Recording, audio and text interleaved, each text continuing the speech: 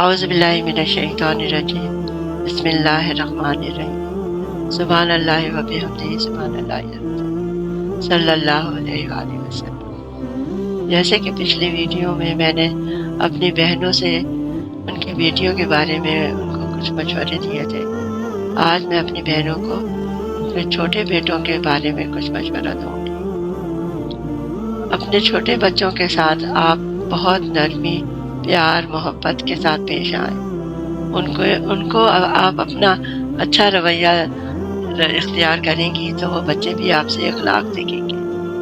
جیسا کہ وہ صبح بچوں کو آپ اسکول بھیجتی ہیں، اسکول سے آ کر وہ بچے سوتے ہیں، آرام کرتے ہیں، تو ان کا اٹھنے کے بعد انہیں شام میں کچھ دیر کھیلنے کے لیے بھیجتے ہیں کہ آپ تھوڑی سی دیر باہر کھیل کر آئیں، کیونکہ یہ بچوں کی صحت کے لیے بہت ضروری ہوتا ہے۔ جب وہ بچے شام کو کھیل لیں تو ان کو یہ تاکید کر دیں کہ بیٹا جب تم کھیل لو، مغرب کی اذان ہو تو مسجد جا کر نماز پڑھنے چلے جانا اور وہاں سے نماز پڑھ کے واپس آنا۔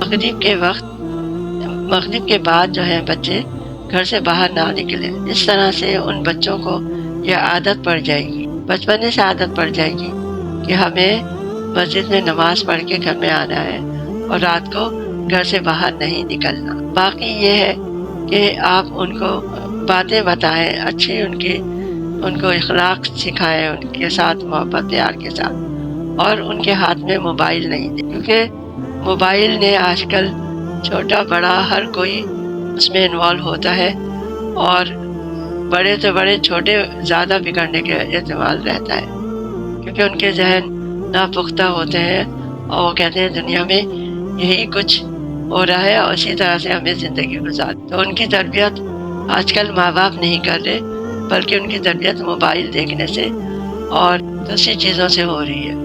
براہ کرم ان کو جب موبائل دیں جب وہ میٹرک کر لیں۔ آج کے لیے اتنا ہی کافی ہے، پھر انشاءاللہ تعالی اگلی ویڈیو میں آپ سے اس سے بڑے بچوں کے بارے میں بتاؤں گی۔